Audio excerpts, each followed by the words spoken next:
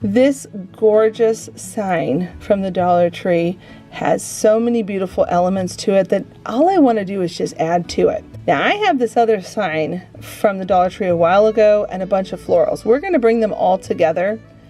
This other sign is cute, but I've always known I was going to turn it into something else. I'm going to basically take it apart because I want it so that I can help the other sign, the newer sign that came out this year. I want to be able to make it stand up. Again, these signs are so beautiful and you can hang them up from the Dollar Tree, but I want to be able to take it a step further. I thought this sign would be even better if it was standing upright and it had some 3D dimensional pieces more than just the blessings and the beads. Since they started the project, we gotta finish it for Dollar Tree. We're gonna add on some leaves. We're gonna add on a 3D big beautiful sunflower.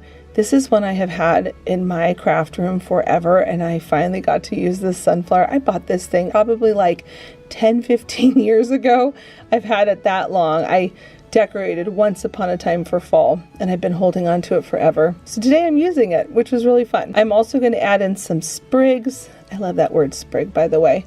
I'm going to add in some little sprigs of some little florals all inside the flower area of the petals, and then I'm just going to keep playing and adding with it. I feel like the more texture, the better. When it's done, it's ready to stand up on a table, and it is just so beautiful to look at.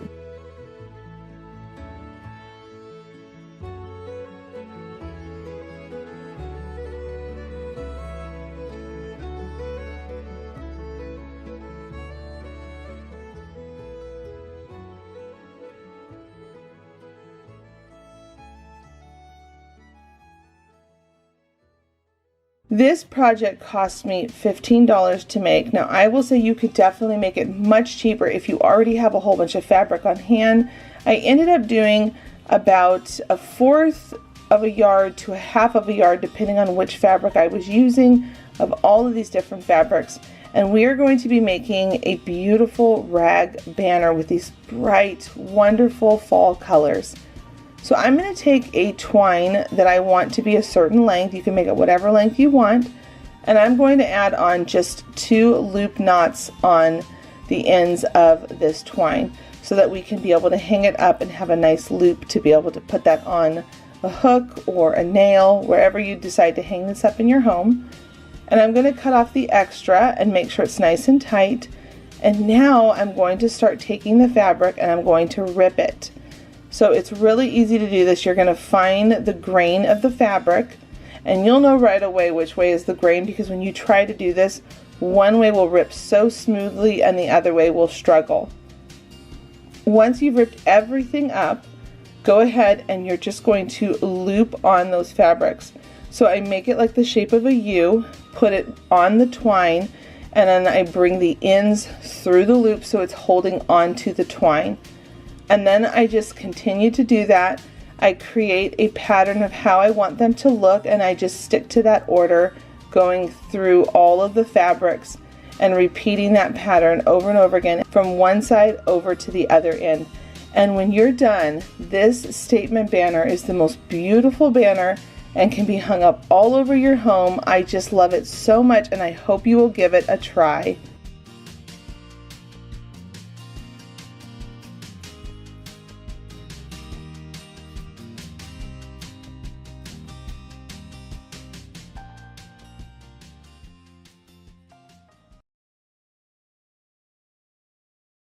I almost passed up this tray, but I had Calvin with me on this day and he said, hey, what about this? This is round and this is orange. We were looking for particular items for this video, and I said, you know what? That would make the cutest pumpkin. So I picked it up thanks to his recommendation and his keen eye for catching it. I almost missed it. Definitely take a friend with you when you thrift shop, because sometimes you can find some cool things through the perspective of someone else. So I'm just going to take this cut down painter stick and I'm going to put some hot glue, wood glue, and then 2 staples on it so that I can make a handle on it. Now I thought that this would be cute, the 2 different tones of these woods, and now I'm sketching on with my pencil, Hello Fall. I thought that that would be a really cute thing to put on and turn this into a pumpkin sign. What a fun way to be able to give it a new look by leaving the wood, and the orange color is actually perfect for this video's theme and the color I'm doing in my home for the fall season. Orange is actually my favorite color because it just is so happy and bright, and I really do just love color so much. So now I'm taking my time and I'm just hand painting on where I sketched out those letters. And once that was done and dry, I'm going to go ahead and take a whole bunch of ribbon, all different kinds and colors, going with the theme that I'm doing for these colors. And I'm going to just tie some of them, glue on some of them, pinch some of them, so they have all different layers to it. And then in the very center, I'm going to just add a simple star button because I love adding buttons to ribbons. I know it's a problem that I have, but I love buttons so much. I actually collect them. And now I'm going to just add a couple more ribbons to the back to make sure it's nice and full and chunky, because the more ribbons the better. I really just love how it finishes that look and makes it just look more luxurious with all that ribbon on there. And then the last to hang it up, I'm just going to take one more ribbon and glue it towards the top so I can hang it up on a wreath hook, and that completes this look for just a couple of bucks.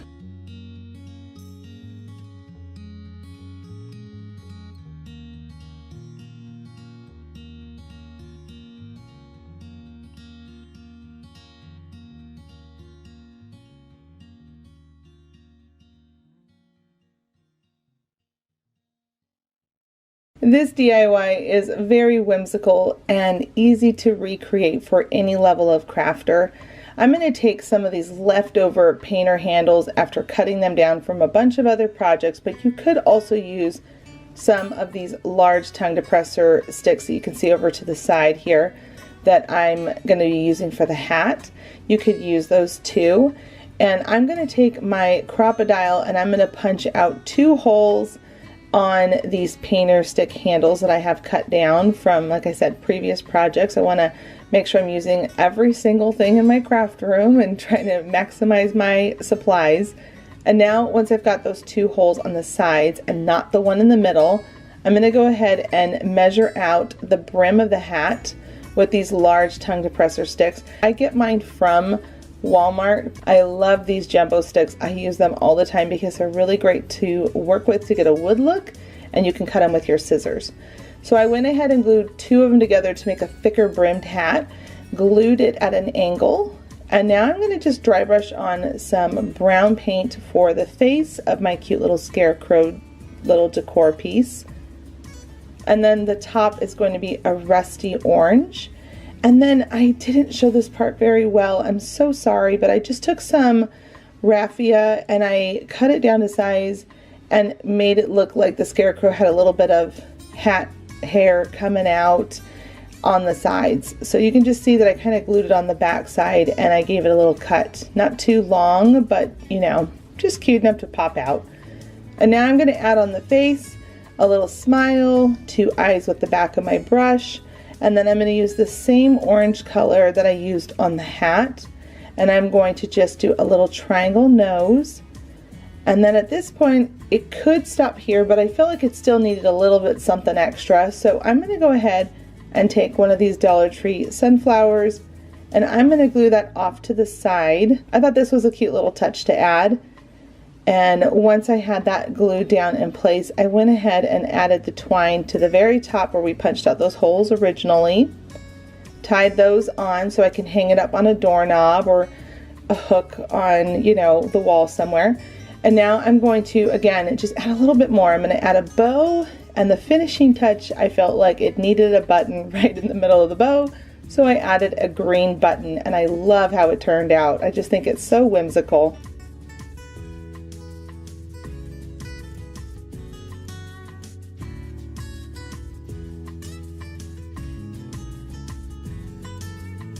This project is so much fun. I found these brand new pumpkin stakes at the Dollar Tree and they had them in 3 colors, and I immediately knew I wanted to make them into a beautiful, beautiful decor piece. So grab 3 of those colors, a foam square, one of these black metal baskets, some fabric, which I'm using drop cloth, and some ribbon. We're going to start by cutting down a piece of that drop cloth to fit down inside there. You want it to look all farmhouse and kind of rugged, so don't worry about the sizing being so perfect. And then we're going to take that foam piece and I'm going to just poke some holes using the white pumpkin down into there, because it's going to be a little too difficult trying to glue it in there to make things stay without making a mess on the bottom. I want to have a clean finished look. So I'm going to take 2 zip ties and we're going to sneak that zip tie down into one of the holes. And just a second earlier I was showing myself snipping little holes at the bottom of that fabric. That's so we can slip the zip tie in through that hole, come through the basket, and we're going to come back up around the other side through the fabric, through the foam piece, and then zip tie it on the inside of the basket. This is going to make it look so clean, so polished, without hot glue being everywhere at the bottom of this and making it look too messy. I like this approach so much more. It does take a little bit of finagling to get that in there, but it's definitely worth the results if you do it this way. So I just keep moving around the fabric so I make sure that the sides are all pulled up. Once I've got that all in place, I go ahead and zip tie it down into the basket, and because of the little metal caging, the zip tie sits nicely down there without causing any issues of the basket not being able to sit flat on the ground. So once I've got that zip tied down, I'm now going to come in with the hot glue and I'm going to go along the inner rim of that basket and I'm just going to tap the fabric up against it so it really cleans up that fabric, and now it has that fall farmhouse look. I'm going to conceal that foam with some Spanish moss, and now we're going to move on to our metal staked pumpkins. This part is so much fun, and I will say if you have any arthritis, you're going to need to have someone cut this part for you because it is a little tricky to cut these metal pieces. They are a little bit thicker than the normal one, which is okay, but like I said, if you have any arthritis issues, just get someone that's willing to help you cut this part.